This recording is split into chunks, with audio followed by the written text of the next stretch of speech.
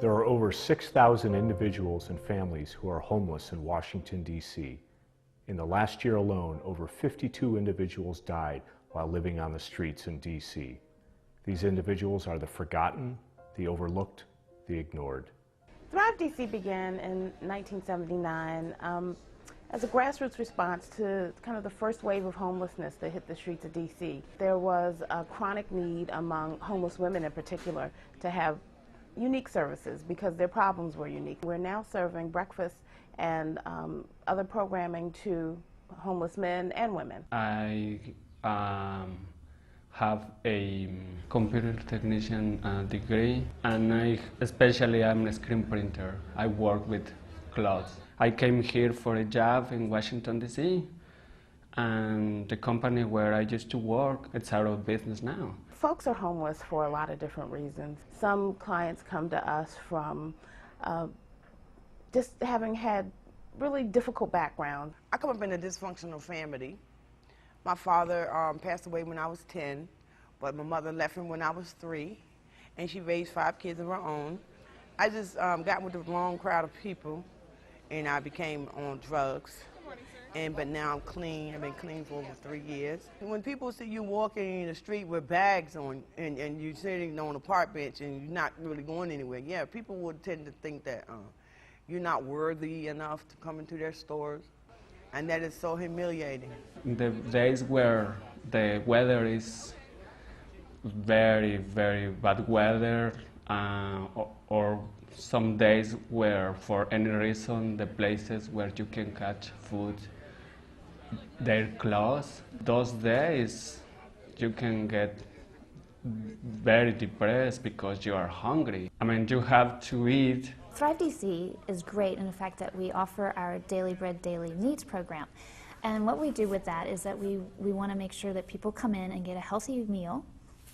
But during that meal, most importantly, we want to make sure that they feel safe and they're in an environment that they want to come back to. I was walking in the street actually with a lot of hungry. I didn't know about any place like Thrive DC, and it was a kind of very, very special day for me because I find plenty of food here, and the people who is working here is warm people. I was hungry, and I didn't know, I know that there was places that we could go to eat during the day. But at night, like, what they had at the shelter was like soup. But when I was introduced to this place, I thought it was like, it was just like home cooking. Individuals come, they get a meal, they can do laundry, they can take showers, they can use the phones, they can collect their mail. And while they're here and they feel safe and they will continue to come, we can link them to other services because we have referral services and case managers on site. So the meal program, again, is just a gateway to helping us get to some of the root causes of what is destabilizing people's lives and helping them to, again, regain their independence. Our case management program, we work one-on-one, obviously, with our clients. We will begin by doing an assessment with them on what their needs are, and we'll also listen to what they feel their needs are and make goals out of both of those sets of needs. We do offer assistance such as rental assistance if they get behind in their rent. I've been keeping my rent going, yeah, because I've experienced being homeless. One time I fell behind the rent for a month or 2 months, and they gave me assistance to pay their rent to catch up.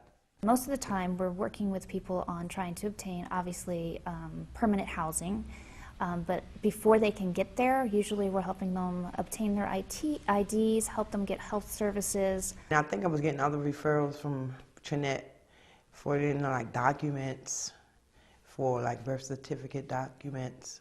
And I lost my license and I need my birth certificate to get my license back. I can bring my prescription and tell them if they can help me with that most of the time they've been helping me. They're always trying to do everything to help me what I need.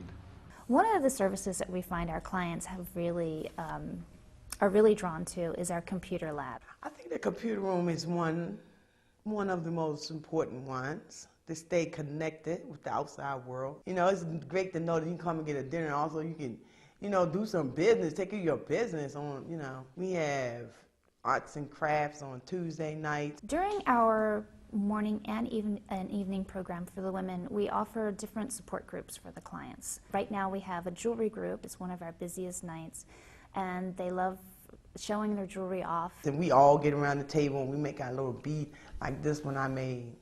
And we all just, you know, we may not know each other outside, but when we come here, we all a family. One of the other really exciting aspects of our programming is our Real Opportunities program. This program offers an opportunity for individuals to gain some much needed employment skills. They are put in various tracks of activity, from working in our culinary department to working in our administrative aspects of the organization. At the moment in our Real Opportunity Training Program, we have some great trainees. We have Elaine, who's been working as our administrative assistant. She's really been a great asset to not just to the training program, but to our program itself. Of course, we can't accomplish all of this work alone. Thrive DC relies on the thousands of volunteers and donors each year to make it happen.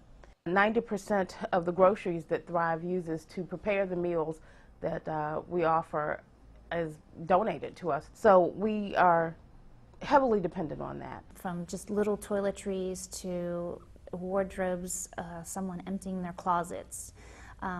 Those things to our clients, those little things that we all take for granted every day, really affect their lives in a big way. I'm trying to think that everything is going to be okay.